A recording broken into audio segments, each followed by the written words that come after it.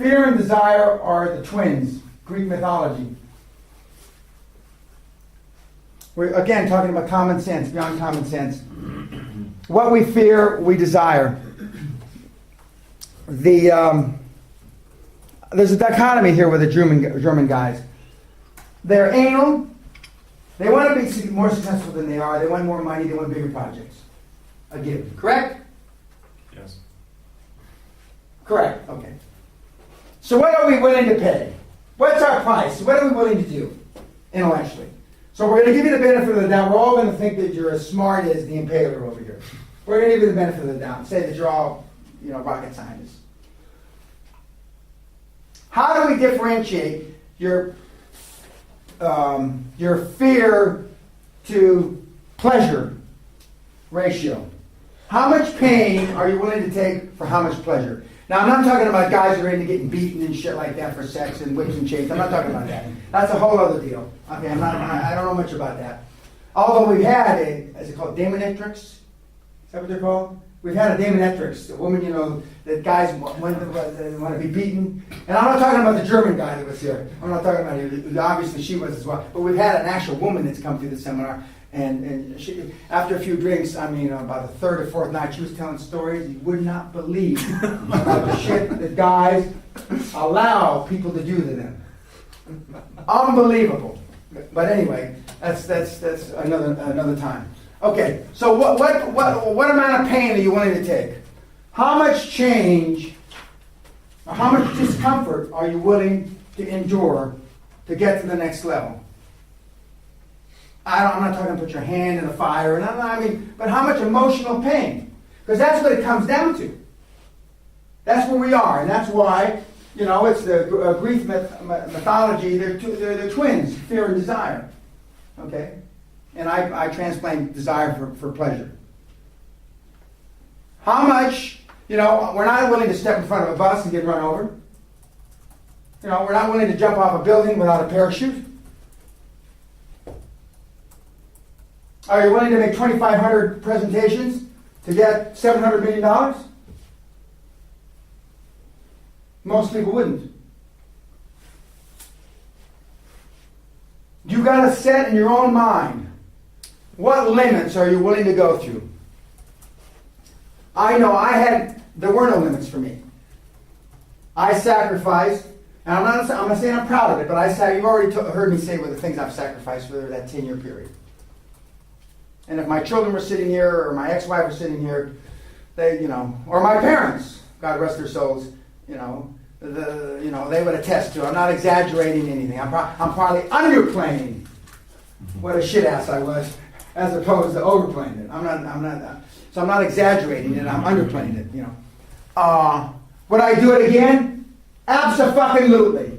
Not even a question. I don't have to wait a microsecond. I'd do it again. And if I had it to do over again, I'd set higher goals for myself. My goals were I wanted to build a $2 billion company, and I only built a $455 million company. So I fell, as far as I'm concerned, 1.5 billion short. Does anybody feel sorry for me? No. Gee, poor Dan. He was 1.5 billion short. I now wish, and my goal was to be the 50th largest energy company in the world at the time. At the time, that was Zapata Oil, and at that time, I didn't know this, but George Bush Sr., that was his oil company. I didn't know that at the time. George Bush Sr., okay. Who ultimately gave me an award. You can see I got a big award, not because of that, but I got a big award from the President Bush, first President Bush, a number of years ago. I would have set higher goals. I don't know how I could have worked more hours. I don't think it's possible that I could have worked more hours than I did. I don't think I could have traveled much more than I did. I don't think I could have attended much more meetings than I did. I don't think I could have made more phone calls than I did. But I'm sure I could have done something smarter than I did. I'm positive. What I would have done, and what people have told me, and what the founder of Hewlett-Packard told me, not Hewlett-Packard, Compaq, told me many years ago, he started with $1,000 the same month I did in Houston, Texas. I started with $820. If I had been in the computer business, and I would have been the first trillionaire on the planet. I grew 547,000% in 8 years. That's 67,000% a year. 67,000% a year. If you do the sums on $820, and I was in any other industry other than one that went from 40 to $8. But I wasn't. I picked that industry. So if I had it all to do over again, I would have picked something fucking else. Because I wasn't an oil guy. I would have picked something else. Software. Chips. I mean, something. And with anything I could have done, I would have got a better, higher rate of return. So that's the only change I would have made. But I would have kept the same focus. I don't know if I could have kept the same focus for 10 years if I had become, a gazillionaire. I like to think I could have, but I don't know. I'd have to be there because it was not easy to stay focused those 10 years. It was not. It was very, very difficult. But I did it. So since I did it once, I can only assume I could have done it twice. But if I was making $100 million a month, maybe my focus would have changed a little. And I'm sure my wife would have nagged me. I know, Linda, you're going to hear this. My ex-wife would have nagged me. Dan, how much money? She already said, how much money is enough? I've already heard that 100 million times. How much money is enough? I'm sure that if I was making 100 million or 300 million a quarter or whatever, that I would have even gotten more. How much money is enough? How much money is enough? I might have gotten involved in philanthropy earlier than I did and a lot of other stuff. But we are where we are. But I knew what my ratio was. You guys don't know yet. And the only way you're going to be able to tell is to stick your hand in the fire. Baptism by fire, they call it. That's the only way. AIG's ex-CEO transformed a $300 million company into a $150 million behemoth, AIG. And what did they do to him? Threw him out. Threw him out. We all know Greenberg. We all know who we're talking about? Hank Greenberg? Okay. But success leaves clues. And we're going to go through this and then we're going to be done for today. But I want you this to resonate on your, exception to you, your German fucking pea brains. I want you to think hard about this. Because I know we got some tree huggers in the group. Some guys that think you can have fucking balanced life and all that shit. That's what I got for that. And I think that's a universal thing, isn't it? Okay, success leaves clues. In Australia, everybody knows what that means, right? Yeah, even the Germans do, but they're just, they're being more sophisticated now that you walked in. Say, before, they were just lowlifes, but now they're being more sophisticated. They're all sitting up straight, they're trying to stay awake. Look at this. Is this Austria or Australia? Okay, success leaves clues. I've already told you that 65+% of all the worldwide CEOs have one thing in common. They're martial arts trained. Is that by accident?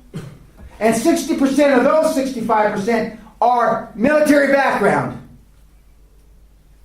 It's not a fucking accident. Discipline. Perseverance. These guys eat people like you for fucking lunch. They eat you for fucking lunch. Not even lunch, for hors d'oeuvres. Canapes. Canapé translate into German? Yes, it does. Oh, yes, it does. Okay. A little French, stolen from the French. They eat you for fucking canapes. I mean, some of the guys that I've been privileged to be around, are beasts.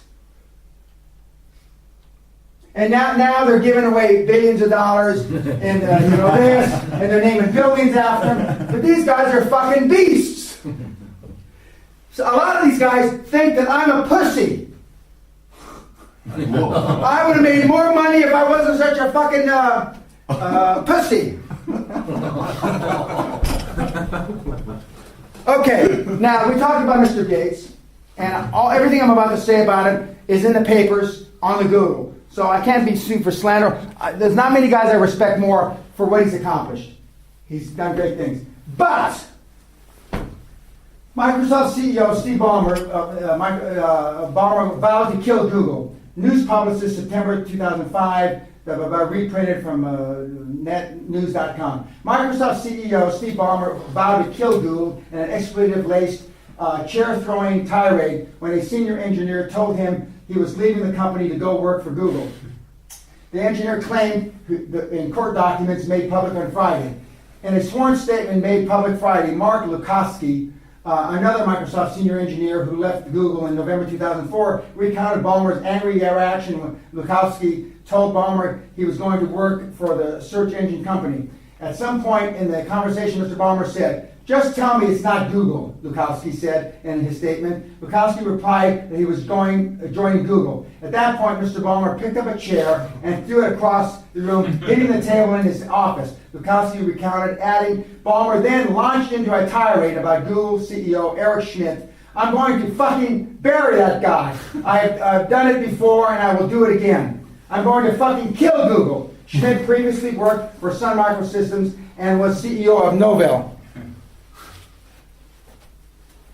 Ask yourself, do you trust a company with your computer security privacy and support a company with CEO that acts in this manner? Microsoft's self-admitted world's largest and greatest spammer. I'm one of the greatest and most hated institutional spammers around. We are a spam house. Doesn't matter that we're Microsoft. Our legitimate unsolicited email is still just spam. Mike Lyman, Microsoft's head email abuse administrator. Businesses ought to be able to send unsolicited emails to people even if they are unsure if they have a pre-existing business relationship with them. Ryan Hamlin, Microsoft Chief Counsel, August 22nd, 2002. We're going to cut off their air supply. Everything they are selling, we're going to give away for free. This is Paul Maritz, former Microsoft Senior Vice President, referring to Netscape. It's possible you can never know that the universe exists only for me. If so, I'm going quite well, I must admit, quite well, Bill Gates. He thinks the world only exists for him. I take much of what what Bill Gates says with a grain of salt because Bill would like to be the center of gravity for the whole world. He's totally dedicated to his work and will do virtually anything to kill the rest of us. Bill Gates can be your partner and be your enemy at the same time. AT&T's Chairman Robert Allen. One world, one web, one program. Ein Volk, ein Reich, ein Führer.